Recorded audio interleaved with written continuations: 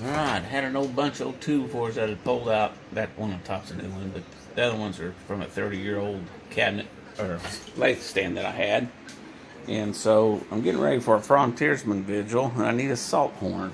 So I'm coming over here to this department. I took one of them old 2x4s, I cut them down to 6 inches long, I put a slot on each side of them. And then I take them and I load them up over here. And I put them in this little guy right here. All this is just some 1/4 inch underlayment that goes, underneath vinyl. I just cut some of them little scrap blocks and use the little toggles with that, and then I use the brass washers that go into the slots, and that holds it down. And I just routed that out. So let me pull that out of there. All right, pull them out of there. I just basically pull the 2 screws out of there. Toggle all my deals off. That's just a little more than the toggles will hold, so it'll want to try and move around a little bit. And then I've got these where they're onion skin, so they hold the parts in there, but they're good enough to where I can just kind of break them out. And so I break them out. This is the 3rd one that's come out. And of course there's my trash. So that's my old block of wood. Throw that over there in the trash bin. And then this is what I come up with, is I got this and this. And they come together like this. So I sand them around a little bit, clean them up a little bit. I've got some 30 grit paper on there. And the end result is some of these little guys are right here that are, all they are is just a little cap tendon. And this is a salt or a spice. It's called a salt horn. The old days they would take salt with them. So that's quite a bit of salt when you sit there and think about it, or pepper, or spices. And then I'm going to put a pin that goes down through here and holds this on, as it'll go through the side of this, and then it'll tie into that and hold that on, so that you'll pull the pin out with a little fingernail, and that will keep it together. So anyway, that's kind of what I'm doing. And I've got 3 of them. These take 4 minutes on the CNC, a couple minutes to sand, and then they get over into that condition. So we'll see how long the little toenail thing takes with the little pin. All right, we're gonna load up another one. So basically I put my block in there. Look how much slack is in there. These are 30 years old, so some of them are dried a little more so than the others. And so what I'm going to do is take a little bit of a popsicle and put it in over here to take some of the slack out of it. The other one I didn't have to have any slack in it. And then I've got some other popsicles, or craft sticks that are a little bit thinner. So depending on what kind of a shim I need, I'll just put them in there real quick and get it to where it doesn't move around to speak of. Bring my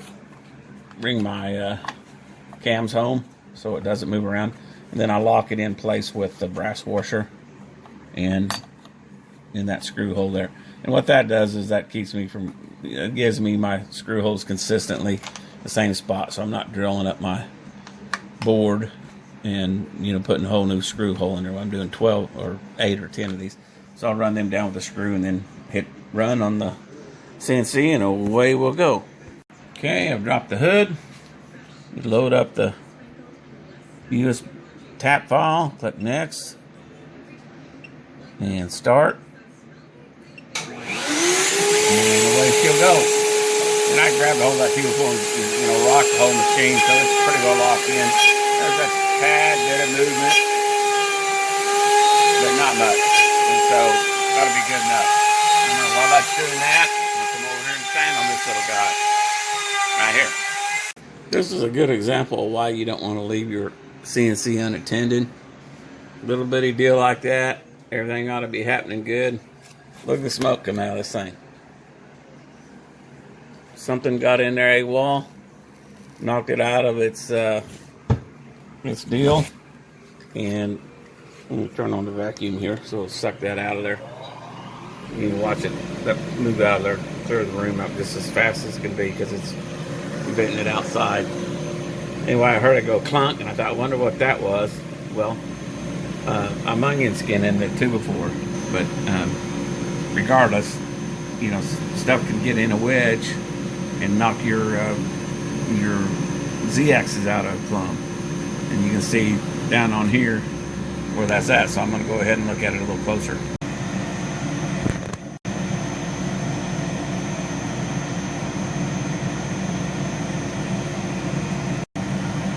Well, all right. See the damage that bit did going down in there. Got in my little particle board of my jig board. The problem is that my screw wasn't long enough. I should have put a longer screw in there, and that was actually worked out and allowed it to move around.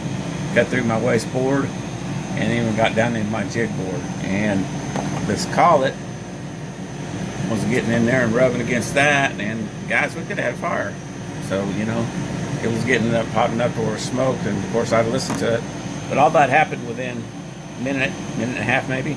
Time I heard it make a real weird sound, and then boom, bam, baby, there I was. So, you know, that's kind of what goes on sometimes. It made this one okay, but what probably set it off is that this was in here like this.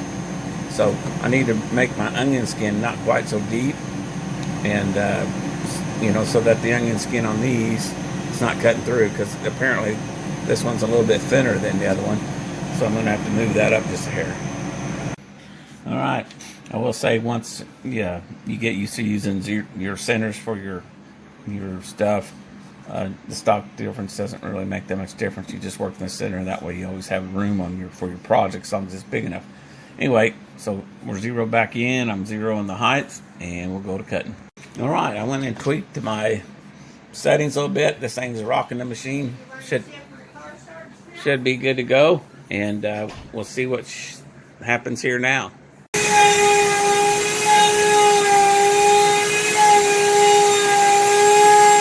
Alright, I'm watching it, see if there's any vibration. I should not have used the little 3/4 inch screws for that. That was my own fault. Basically, that one, when I come over there, it had let loose. So these are 1.5 inches down. There's just almost no way that they're going to give up, because we're down into a solid cut. Now, every now and then, if I'm doing a bunch of pieces and then screws are going down in there, it'll, you know, it'll waller out, so you'll need to move your fender over, but you got your slot next to your 2x4. So anyway, we'll let that cut and go to cutting out another one, or standing up another one here. I've got a few more to cut. So, looks like I'll have 7, and so I'll give each one of them as a gift, and then I'll keep a couple. Alright, that deep pocket's working pretty good. It's pretty well got that down. It's going to come over here and do the other pocket here in just a minute. Going up, going a 0.2 over the top of it, and coming down. And it's cutting a 1/2 inch pocket. And this thing is basically just enough for the stopper to go down to the hole. And that still leaves a lot of room in there. It goes around and cleaning that up. And then it's going to go around and cut out the outside. And hopefully my onion skin will be thick enough where I don't have to worry about it, you know, coming apart or coming out of it. It's going around there pretty good. That's the other one intact, so it wasn't moving around. And everything's holding tight. So that's looking good. I think I about got my onion skin right. I do have this cutting really aggressive. It's fine. That was oak. I definitely want to take more cuts at it, but I think I have it cutting it out on 5.5 inches. So we're going over a little 1/4 inch over each cut. But this is feeding a bit, just a little bit. But again, the pine is pretty good. So, all right, that was looking good. We'll pull that out and put in another blanket.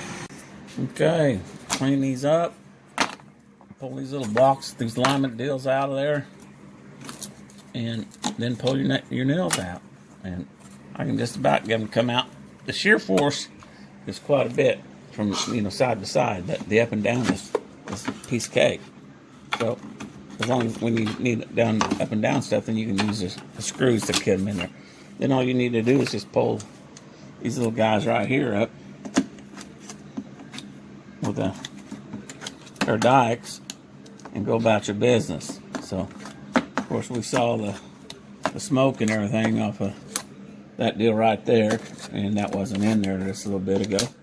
And again, the guys would spend a lot of time with these fancy spoil boards. You wait till one of them goes off key and you hit something and you lose your Z, and then it drills a hole down in your aluminum table, which I've seen. So that's why I'm up on here, just where my bits won't hardly even get down to that. So, you know, most I can really tear up for the biggest part is just the 3/4 inch particle board or 3/4 inch MDF. Anyway, so there's that, and we're good. I had a couple of screws in that crazy thing that was that I had missed in those 2x4s, and of course they came out of an old bench, an old lathe bench. But I've got 14 of these little guys right here. They're all sanded up. I'm going to laser the top of them with a Wilderness 2024, and then some of them I'll put salt on there, and maybe something else, spice. So anyway, there we go.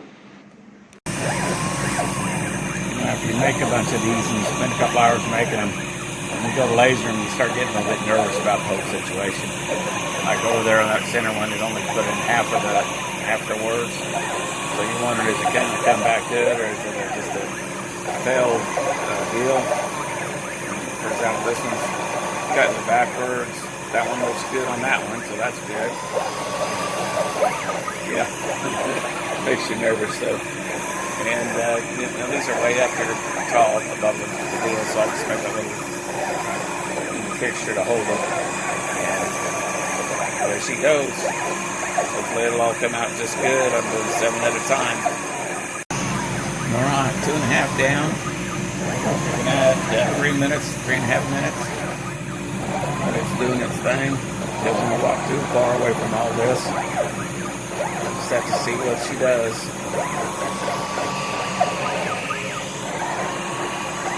Well, I came back and finished that part of that one. And it's going to town. Time frame is looking at 6 minutes and 39 seconds. So it'll take about probably 9 minutes. So there we go.